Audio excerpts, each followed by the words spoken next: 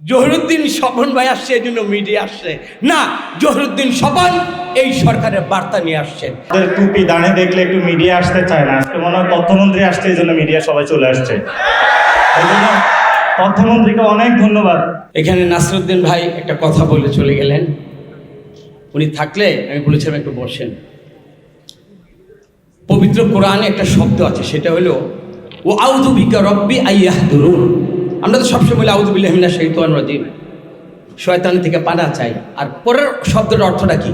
আমার কাছে শয়তান আগমন হোক, এর থেকে আল্লাহ আমি তোমার কাছে পানা চাই। তো এই পাটাতনের উপর 2013 সালের 5ই মেতে যেই নারকীয় কাদের উপর হামলাটা হয়েছিল, ওইটাকে আমরা যদি একটু হৃদয় দিয়ে ধারণ করি, এবং হৃদয় দিয়ে ধারণ করার কারণে বর্তমান যে সরকার এবং তারই যে তথ্যমন্ত্রী উনি যে আসছেন, এখানে আসছেন কি জেনে বুঝেই তো এখানে আসছেন, আলেমদের মাঝে আসছেন, আপনাদের অনুভূতির প্রতি মমত্ববোধ নিয়ে একাত্মতা ঘোষণা করে মূল্যবোধের উপরে কিন্তু উনি এখানে আসছেন। তো উনাকে যারা আসতে দিতে চান না, আলেম এবং হেফাজতের মধ্যে আমাদের মধ্যে যদি কোনো বিভেদ না থাকে, যে ঐক্যটা ছিল এই 8 বছর মানে আমাদের 2013 সালের যেই 5ই মে, ওদিন তো আমরা একসাথে জীবন দেওয়ার কাফেলায় ছিলাম। আজ কেন এই 2-2.5 মাসের মধ্যে আমরা কেন ওই পাটাতনটাকে, যেই পাটাতনের উপর স্বৈর শাসককে আমরা একসাথে ফ্রাই করে বাংলাদেশ থেকে বিতাড়িত করেছিলাম, তখন তো আমাদের মাঝে কোনো অনৈক্য ছিল না। আর ওই গরম তাওয়াটা 2.5 মাস না যেতে এখন ওই তাওয়ার মধ্যে জহিরুদ্দিন স্বপন ভাই আসছে এই জন্য মিডিয়া আসছে না, জহিরুদ্দিন স্বপন এই সরকারের বার্তা নিয়ে আসছেন। আমাদের মধ্যে যেরকম কোনো জুলাইয়ের চেতনার মধ্যে আমাদের কোনো বিভেদ নাই, এই আলেমুল আমাদের হৃদয়ে ধারণ করে মাথার তাজ হিসাবে ইসলামী মূল্যবোধকে মূল্য দিতে এই সরকার তারই প্রতিনিধি হিসাবে জহিরুদ্দিন স্বপন ভাই আসছে।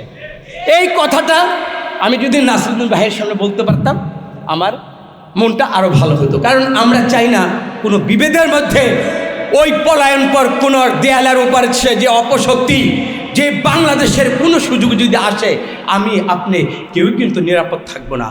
5ই আমার যেই তারিখে ঘটনাটা, আমার বাড়ি মুন্সিগঞ্জ গজারিয়া দিয়া আমার যেতে হইলে আমার এই ড্যামরা দিয়ে যেতে হয়।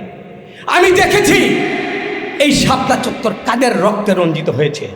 বিশেষ করে 5ই এই অগাস্টের জুলাইতে এই যে হেলিকপ্টার দিয়ে এই ভয়ঙ্কর হাসিনা কি বলেছিল, হেলিকপ্টার দিয়ে নাকি পানি দিয়ে নাকি আমার এই মানুষগুলোকে নাকি উনি শান্ত করতে চেয়েছে। কত বড় মিথ্যাচার এই জমিনে করছে, আল্লাহ তার বিচার করছে না? এই আপনার ড্যামরাতে এই আলেমুল আমাদের সবচেয়ে বেশি ভূমিকা ছিল, এটা তো আমরা নিজ চোখে দেখেছি, গাওয়াই তো আমরাই দিলাম।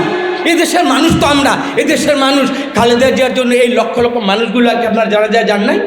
তারেক রহমান যখন বাংলাদেশের সংসদে বক্তব্য দেয় তখন কি আল্লাহ নামে এই যে সর্বশেষ বক্তব্যটা দিল 7 বার আলহামদুলিল্লাহ বলে আল্লাহর উপর শুকরিয়া করি তো উনি বক্তব্যটা দিয়ে যাচ্ছেন। তো আমরা কেন তারেক রহমানকে আমাদের খলনায়ক বানিয়ে, আমাদের ভুল ত্রুটি থাকতে পারে, আমরা যদি কোনো চেতনা থেকে কমিটমেন্ট থেকে বাইরে যাই, আপনারা আমাদেরকে সচেতন করবেন। ব্যক্তিগতভাবে যখন এই মঞ্চে দাঁড়িয়েছি আপনাদের এই যে আলেম, আমার ব্যক্তিগতভাবে কোনো আলেমের যদি দরকার হয় আমি মামুনুল হক সাহেবকে, এই আমার যার সাথে আমি একসাথে ইলেকশন নুরানি ভাইকে, কেন আমরা ইজ্জত দিই না? তো আমাদের মধ্যে এরকম ঐক্য থাকা লাগবে।